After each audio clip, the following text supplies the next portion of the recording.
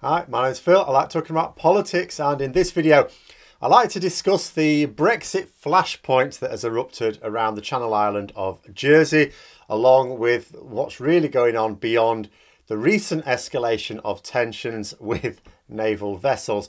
But first, if you'd like to be notified of daily news and politics, please subscribe to the channel and click the bell notification icon. What's going on?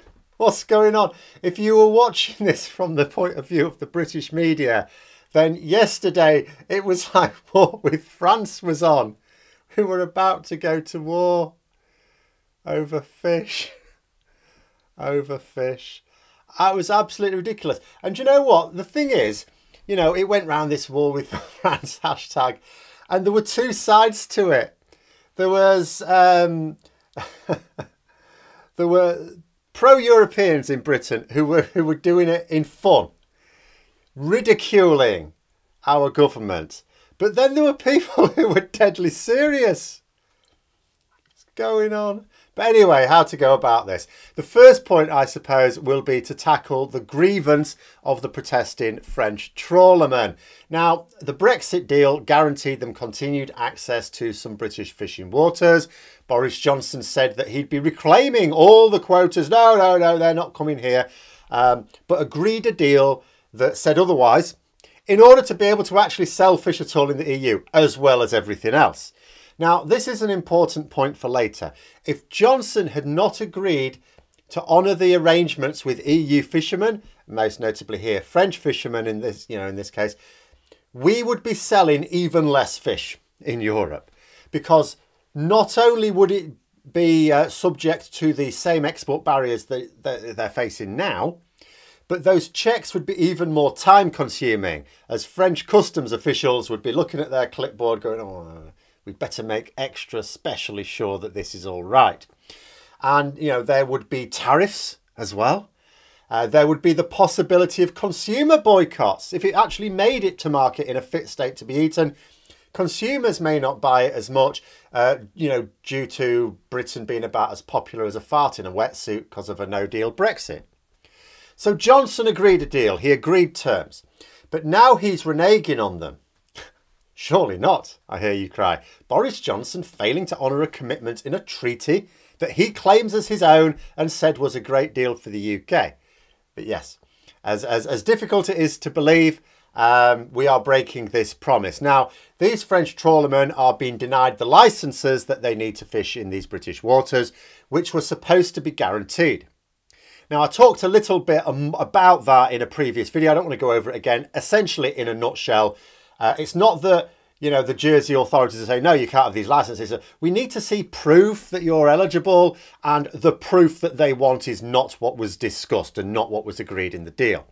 So I'm not going to repeat all that again. But the bottom line is this Jersey protest was actually a better outcome than was feared. Because last year, I remember the talk being of French fishermen just fishing anyway. Just coming and fishing anyway, and Royal Naval vessels whizzing around too much coastline for their meagre resources, trying to tackle them. Now, these trawlermen were protesting. Now, if they're protesting, that strongly suggests to me that they aren't just taking the law into their own hands and fishing without licences anyway. Initially, French fishermen arranged a road blockade. I talked about that before. Now they've piloted their boats to Jersey, where the licences are supposed to be issued, as I say.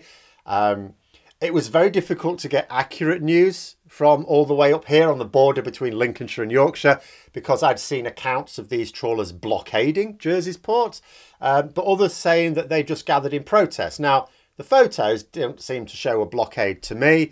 If they were going to blockade a non-French port, well, they'd be inviting conflict. And if they were going to do that, and I know what you'd be saying, well, the French are not afraid of conflict. True enough. But if they were going to do that, why not just go out and fish without a licence anyway and invite the conflict that way? I don't know. But anyway, we know that French protests don't hold back. And on this occasion, they were in the right, 100%. So I strongly suspect that this was exactly what it appeared to be, a quick protest and then off again. And it certainly didn't seem to last long. What was it, that? 6 hours? Not really long. But anyway, we know what happened next, of course. Boris Johnson ordered 2 Royal Navy vessels. Gunboats was the news to attend the area, and this was plastered all over the media, absolutely lapped up by the likes of the Daily Mail and the Express. An obvious tilt to get the gammons out to vote Tory in the various elections around the country. Sound the clarion call to an imaginary war and watch the sheeple flock to their banner. You notice he made sure to make it clear that the Royal Naval vessels dispatched were armed. As if we needed to send gunboats in to deal with a peaceful protest of fishermen, civilians. Not that that was what was sent. It wasn't gunboats, they were just patrol vessels. But Johnson wanted to raise the stakes as high as possible in the media. And let's make no bones about this. The timing of this French protest was ill-advised, to say the least. Because all they've actually done is given Boris Johnson a boost in election week. Thanks very much. Thought we were on the same side. Coordinated French protest is always impressive. They're not always in the right, and the protest is not always proportionate. But it is always impressive, and I frequently wish we would learn a few lessons in this country along the lines of more robust protests. But this was self-defeating. The French had their protest. Johnson sent in a couple of patrol boats and made out he was sending warships. Everything lasted a few hours and then sailed away again, including the naval vessels. He got his election day boost from it. What did anyone else involved actually gain? Boris Johnson was presented with a them and us scenario and was using it as a unifying force in the gammon heartlands of England at least, and who knows, might not be further afield as well. And I wonder if the French thought it would be embarrassing for the government during election week. Maybe they chose the time because, oh, this will make him look silly in election week. If so, they were very badly informed. And this was after Johnson called for a de-escalation of tensions. He actually called for the situation to de-escalate and then sent in naval ships, which he then said were armed to the teeth. I mean, if sending in the Navy is de-escalating, I'd hate to think what he would do if he wanted to ramp up the tensions. Presumably Trident submarines would be employed in some fashion. Naturally, this meant that the French Navy also sent a boat, or a couple of boats, I think, to monitor the situation. All music to Johnson's ears. I really wish that politicians would learn the first rule of sport. Always do the opposite of what your opponent wants you to do. This was playing right into his hands, on every level. And to add to the stakes, Jersey has its electricity supplied essentially by a cable from France. And this came up a few days ago. It was already established that if the Brexit deal wasn't honoured by the Jersey authorities, because ultimately, although I say this is Boris Johnson reneging, this is Jersey that are in theory doing it. I've no doubt who's orchestrating it. But, you know, the power could be cut off. That's a real threat, potentially. It's like, you know, oh, that's some nice looking lights you've got there on that island. Very pretty.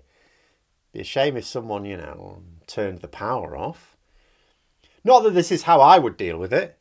Were I Macron, I wouldn't even allow this threat to hang over anyone. I would make it much simpler and more damaging. Shutting off the power to Jersey would be seen as petty and spiteful.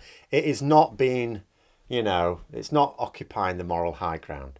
The bottom line is that the Brexit deal is not being honoured and includes provisions for tariffs to be applied in situations like this. So if I were the French government, I'd be pressing the EU Commission to apply tariffs on all fish sold in the EU that come from Britain. Turn the tables back onto Boris Johnson. This escalation just played into his hands. After all, interviews of fishermen on Jersey itself reveal that they blame Boris Johnson for the general Brexit mess with fishing. There's no driving a wedge there. The wedge is between the Express and Mail readers and the EU on the mainland, not in Jersey. In fact, I saw reports of Jersey fishermen joining their French compatriots and in the protest. Needless to say, I didn't get that from the Express. Not that there's any strong suggestion that Macron would order the juice to be cut off. But if I were him, you know, if I were him and I were the EU Commission, I would just say that. I would just say, right, you're doing this thing. You're messing about. You've imposed these things. We are now going to impose tariffs on British fish. Use the thing. The EU Commission were warning already that ratifying the deal meant that they now had these levers to use. Use them. Use them. And British fishermen then would not be blaming the EU.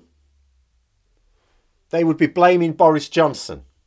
So even the parts of the fishing industry that are still managing, all of a sudden their fish is now more expensive.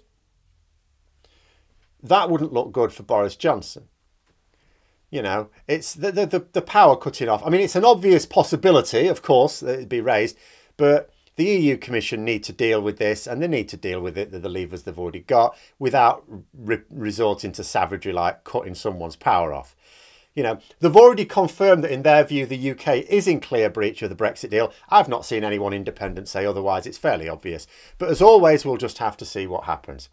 I suspect what will happen is, as will happen with Brexit, you know, for some time to come, the EU will win out, but the Tories will have got to claim their victory in the media looking tough, and then on the quiet they will just back down when it's not newsworthy anymore. And so both sides will effectively win. Well, I say both sides, the UK government and the EU. We, the British people, will lose out every time. But those are my thoughts. Let me know yours in the comments below. Hope you found the video interesting. If you did, don't forget to click the like button. And if you'd like to support the channel further, please also click the Patreon link for details. And until next time, I'll see you later.